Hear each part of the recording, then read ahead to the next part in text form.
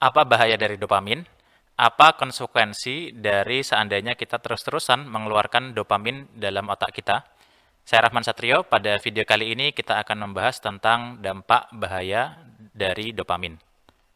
Pada video sebelumnya kita sudah membahas tentang fungsi dari dopamin, di mana dopamin berfungsi untuk membangkitkan motivasi psikologis manusia. Nah, dopamin ini menjadi bahan bakar yang membuat kita tertarik, membuat kita senang, membuat kita excited untuk mengejar sesuatu.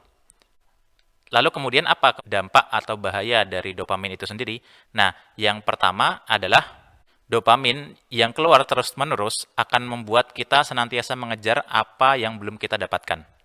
Nah, karena memang mekanisme dopamin adalah menginginkan sesuatu yang baru, maka dengan adanya atau sirkulasi dopamin yang terlalu berlebihan dan terus-menerus akan membuat seseorang itu senantiasa tidak pernah berhenti untuk mengejar sesuatu yang belum pernah ia dapatkan.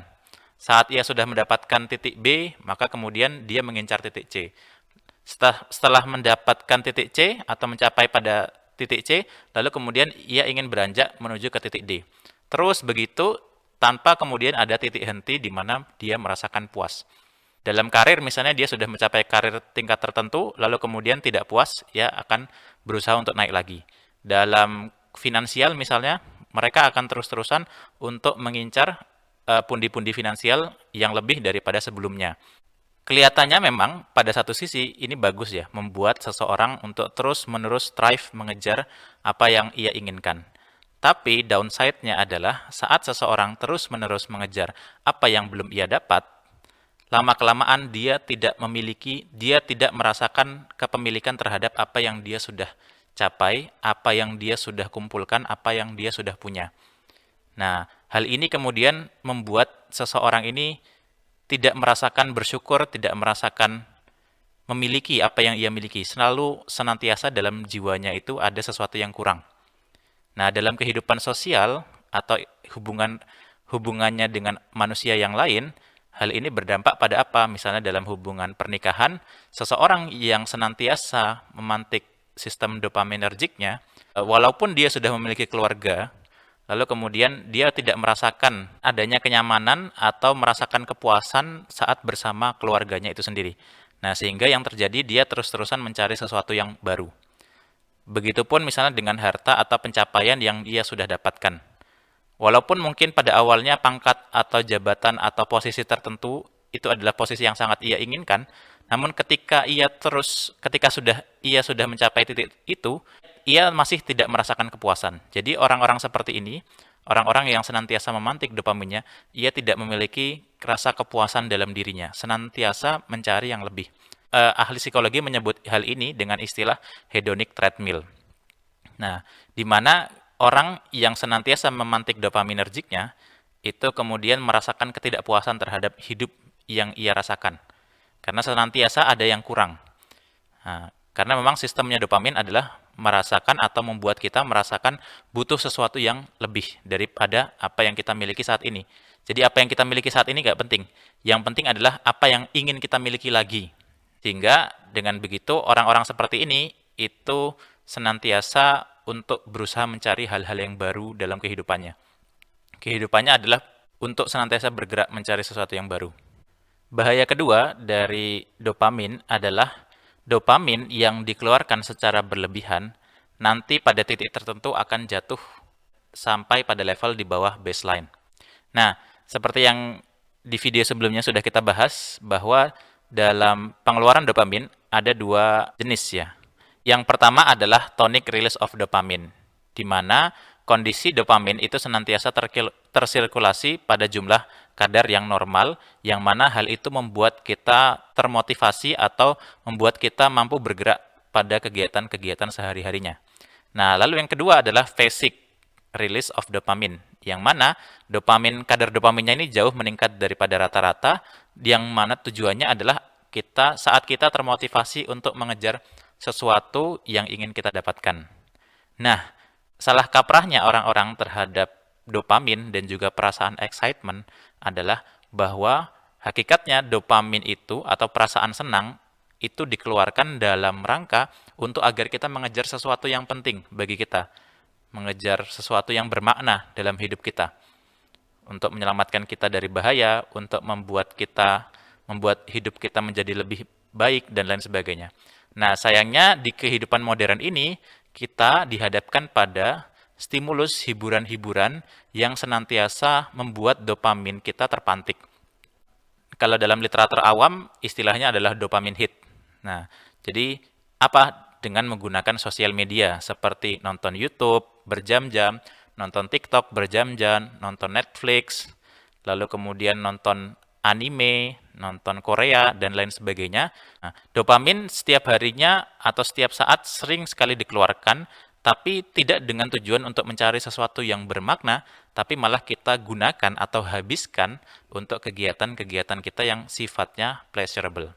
Nah, apa yang terjadi saat kita terus-terusan memantik dopamin itu?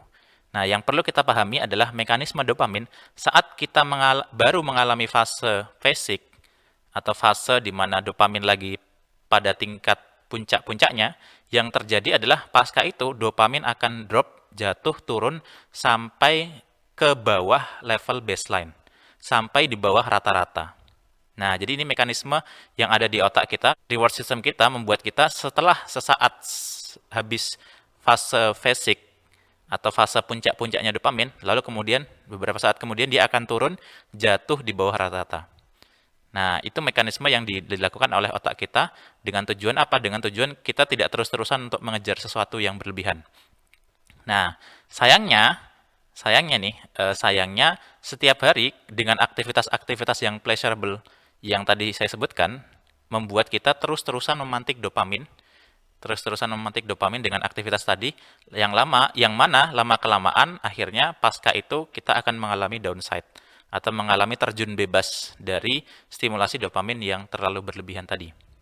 Nah, hal ini yang kemudian membuat beberapa neuroscientist lain seperti Andrew Huberman mengatakan bahwa mood kita ini turun disebabkan karena apa? Karena mungkin kesehariannya kita terlalu sering untuk overstimulation dengan menggunakan sosial media, dengan menggunakan TikTok, YouTube, dan lain sebagainya. Menurut Anna Lemke, psikiater dari Stanford, beliau mengatakan bahwa ada korelasi antara dopamin dengan pain. Yang mana jika kita terlalu sering untuk memantik dopamin, memantik rasa kesenangan kita, maka untuk menyeimbangkan itu, lalu kemudian otak akan meningkatkan rasa sakit kita. Nah, jadi saat kita terlalu sering menggunakan atau merasakan rasa kesenangan, nanti rasa sakit itu akan jadi lebih tinggi.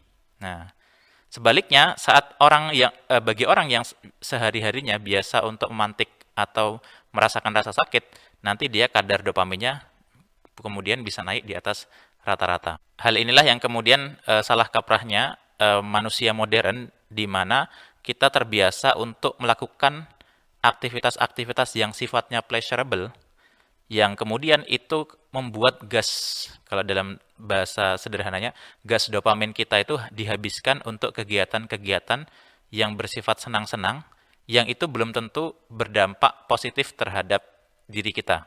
Jadi, salah kaprahnya adalah dopamin itu ibarat seperti gas. Tapi, kalau kita menggunakan motor atau kendaraan bermotor, gas yang kita miliki atau bensin yang kita miliki harusnya kita gunakan untuk apa? Untuk mencapai tujuan yang kita target. Nah, sayangnya karena kita salah kaprah terhadap gas tadi, gas excitement tadi, yang terjadi adalah gasnya atau bensinnya kita gunakan untuk motornya kita buat jalan-jalan tanpa mengarahkan kepada tujuan yang kita inginkan. Akhirnya apa yang terjadi saat kita mau bergerak menuju tujuan yang kita inginkan, dopaminnya habis. Nah, fenomena inilah yang kemudian menjadi penjelasan di mana kenapa banyak dewasa ini tingkat depresi orang-orang semakin tinggi. Tingkat burnout orang-orang terutama di generasi kekinian itu semakin tinggi. Hal itu disebabkan apa? Karena overstimulating dari kegiatan-kegiatan yang bersifat pleasurable. Dalam beberapa data yang disampaikan oleh ahli sosiologi Ronald C. Kessler mengatakan bahwa tingkat depresi di generasi saat ini itu sangat tinggi ya, bahkan sekitar 20%, ada yang sampai 25%. Nah, ini angka yang sangat tinggi.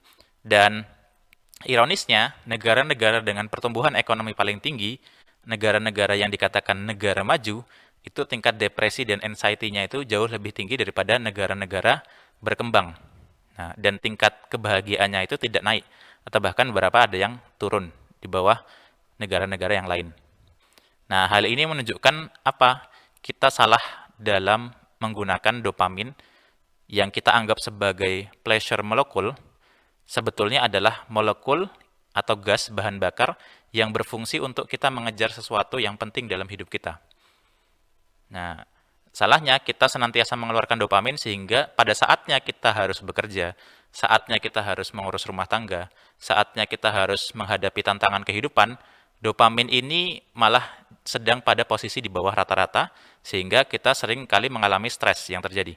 Kita sering kali mengalami burnout, yang mana kemudian stres yang berlebihan nanti akan menjadi prekursor dari depresi itu sendiri. Itu tadi sekilas tentang bagaimana bahaya dari dopamin. Jika seandainya kita salah menggunakan dopamin ini, maka yang terjadi adalah dampaknya terhadap psikis kita sendiri. Nah, oleh karena itu, alangkah baiknya kalau kita lebih bijak dalam melakukan aktivitas kita sehari-hari, agar tidak terlalu sering untuk terlalu overstimulasi dopamin kita, sehingga kita bisa mendapatkan sense kebahagiaan yang sifatnya lebih long lasting. Nah, neurotransmitter apa lagi yang kemudian bermain atau berpengaruh terhadap sense well-being dan kebahagiaan kita? Nanti kita akan bahas di video-video selanjutnya.